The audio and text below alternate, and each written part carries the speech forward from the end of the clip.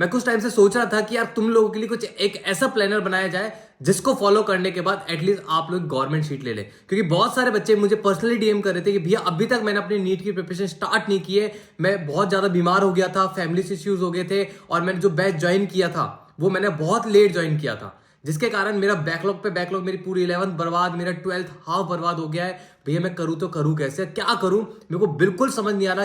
कहाँ से question practice करूँ, किस टीचर को फॉलो करूँ, कितने दिन में क्या खत्म करूँ, एनसीईआरटी का क्या क्या सॉल्व करूँ, भैया बिल्कुल समझ नहीं आ रहा। बट इस टाइम पे ना मेरे लिए सिलेक्शन लेना बहुत इंपॉर्टेंट है, तो कुछ भी करके मुझे सिलेक्शन दिला दो। सो गाइज आज फाइनली मैंने आपका वो समय, वो प्रॉब्लम दूर करने वाला हूं जिसके लिए आप लोग बहुत ज्यादा स्ट्रगल कर रहे थे कि भैया कुछ ऐसा बता दो कि जीरो से हम हीरो बन जाए।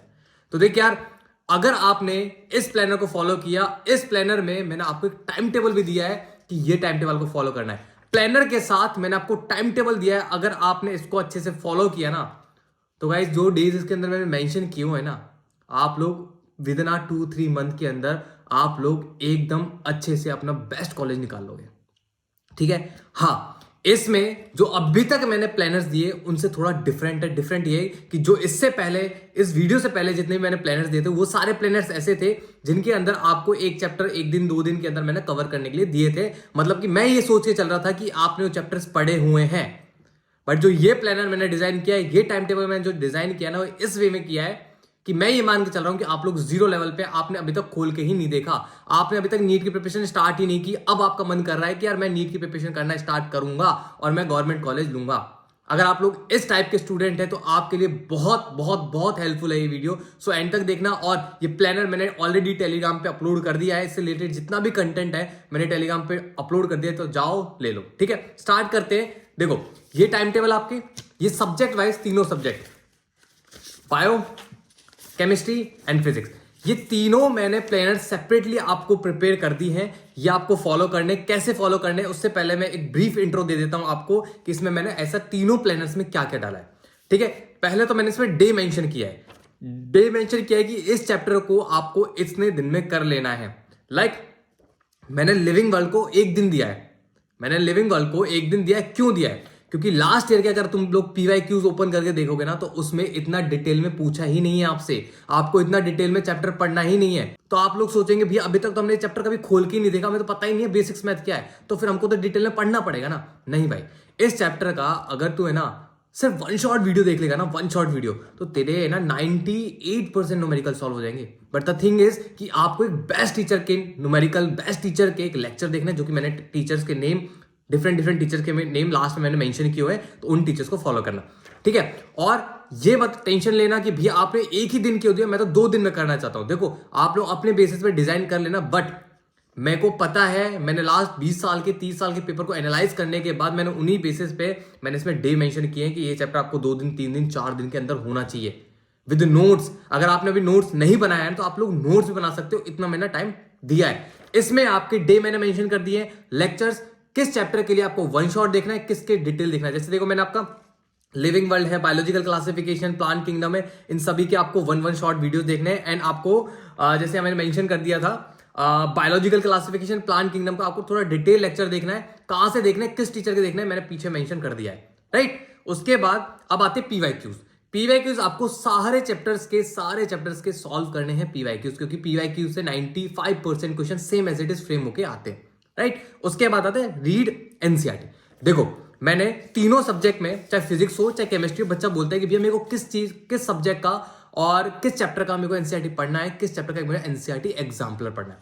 पहले तो मैं आपको डिफरेंस बता देता हूं। NCERT example and NCERT exemplar दोनों बुक डिफरेंट है। एनसीईआरटी एग्जाम्पलर जो कि आप सभी के पास है, बट जो एनसीईआरटी एग्जाम्पलर है वो एक ऐसी बुक है जो कि 100% में से ओनली 10 या 20% बच्चों के पास होती है। मतलब बच्चों को पता ही नहीं होता कि एनसीईआरटी एग्जाम्पलर नाम की कोई बुक है। और मैं तुम्हें ये और बता देता हूं कि एनसीईआरटी एग्जाम्पलर से आपका 90% पेपर बनता है। 90% assertion, reasoning, statement wise question, MCQ, graph based question सारे वहीं से बनते हैं। तो मैंने, अब आपको कंफ्यूजन होगा कि भैया किस चैप्टर के लिए हमको एनसीईआरटी के एग्जाम्पल सॉल्व करने हैं, किस चैप्टर के लिए हमें एनसीईआरटी एग्जाम्पलर फॉलो करना है, तो वो चीजें मैंने यहां पे मेंशन कर दिया है।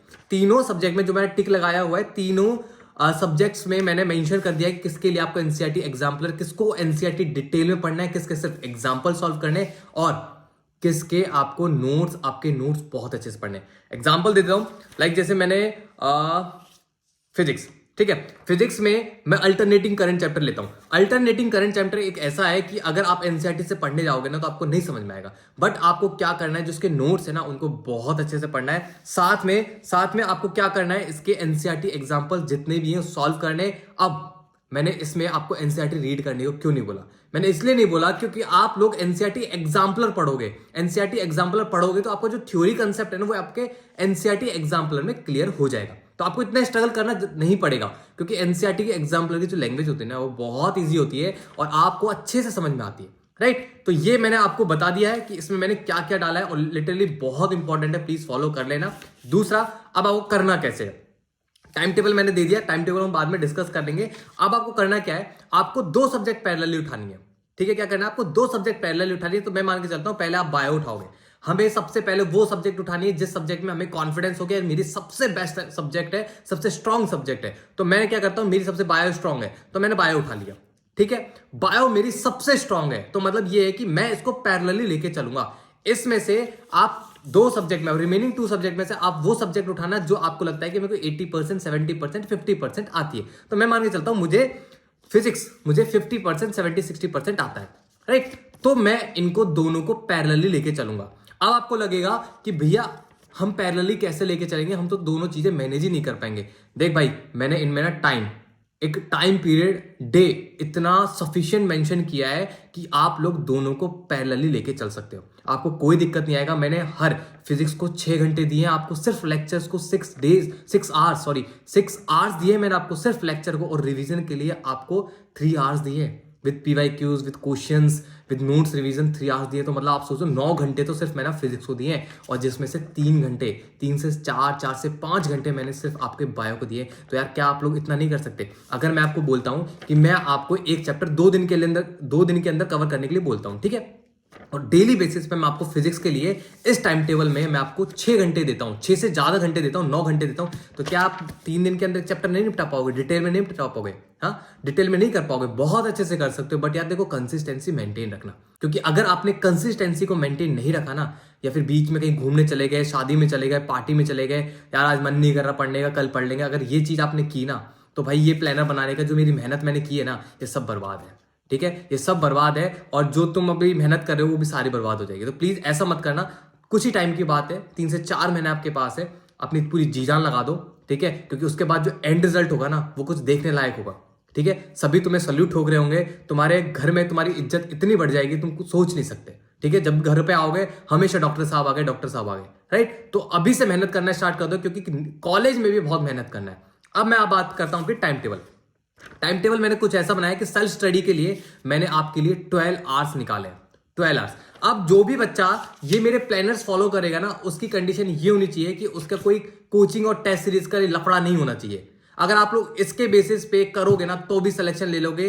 टेस्ट सीरीज के लिए अलग से टाइम टेबल में बना के दूंगा, इन्हीं बच्चों के लिए बना के दूंगा जो बच्चे बिल्कुल 0 से स्टार्ट कर रहे हैं, राइट।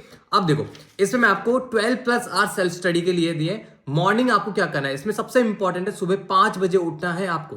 क्यों उठना है? क्योंकि भाई देखो विंटर्स चल रही है, विंटर्स में रात, ठीक है, नाइट बहुत लंबी होती है, बहुत बड़ी होती है, एंड जो डेज होते हैं शॉर्ट होते हैं। तो आप जब दिन में पढ़ोगे ना तो आपके पास टाइम कम पड़ जाएगा, आप लोग सिलेबस को जल्दी नहीं खींच पाओगे, और इसी कारण लाखों बच्चे हर साल नीट में सिलेक्शन नहीं ले पाते, क्योंकि टाइम मैनेज नहीं कर पाते, क्योंकि जैसे विंटर्स आती है उन लोगों से टाइम को मैनेज करने में बहुत डिफिकल्टी फेस होती है, राइट। तो आपको क्या करना है, सुबह 5 बजे उठना है। 5 to 5:30 आपको योगा जो भी करना है, yoga, physical exercise and all, जो भी जिम एंड ऑल, प्लीज कर लेना, क्योंकि आपकी नींद उड़ जाएगी, ठीक है, नींद आपकी बिल्कुल उड़ जाएगी, आप लोग एकदम माइंड फ्रेश हो जाएगा आपका। देन उसके बाद 5 to 6, जो 5 to 6 है, इसमें आपको आधे घंटे का जो भी आप अपना टी कॉफी जो भी करना लेना चाहते हैं ले सकते हैं। देन उसके बाद आपका 6 से 9 ये आपके सेल्फ स्टडी का टाइम होना चाहिए। इसके अंदर सबसे पहले आपको वो सब्जेक्ट उठानी है जो आपके सबसे स्ट्रॉन्ग है, क्या? बायो। सबसे पहले बायो उठानी है, क्योंकि बायो मैक्सिमम स्टूडेंट्स की स्ट्रॉन्ग होती है। और अगर आप अर्ली मॉर्निंग में वो सब्जेक्ट उठाओगे ना जिसको पढ़ के आपको कॉन्फिडेंस आता है, तो भाई तुम्हारा पूरा दिन बहुत अच्छे जाने वाला है। मतलब तुम्हें रिग्रेट नहीं होगा कि यार पूरे दिन में कुछ नहीं पढ़ा। तो 3 घंटे मैंने बायो के लिए दे दिए। देन उसके बाद मैंने 2 आवर्स टू आवर्स 10 से मॉर्निंग में 10 से और दोपहर के 12 बजे तक मैंने 2 घंटे और दे दिए, तो मैंने तुम्हें 4 घंटे दिए। इन 4 घंटे के अंदर आपको लेक्चर्स प्लस नोट्स आपके एनसीईआरटी हो जानी चाहिए विद पीवाईक्यूज। 4 से 5 घंटे के अंदर हो जाना चाहिए, ठीक है। और मैंने बायो में भी 2 दिन मेंशन किया, अगर आप एक चैप्टर को 2 दिन में मेंशन करते हो तो आप खुद सोचो 10 घंटे आपको मैं दे रहा हूं कि 10 घंटे में नहीं कर सकते एक चैप्टर कंप्लीट। अब इतना तो हुनर रखो, इतना तो जज्बा रखो कि यार 10 घंटे के अंदर तो फोड़ देंगे, राइट। उसके बाद फिजिक्स के लिए मैंने रखा है टाइमिंग 12 to 1 एंड देन उसके बाद 2 to 5, ये मैंने टाइम रखा है। और उसके बाद भी फिजिक्स के लिए टाइम दिया है 4 से 8 बजे तक। फिजिक्स के लिए मैंने बहुत टाइम दिया है सेम।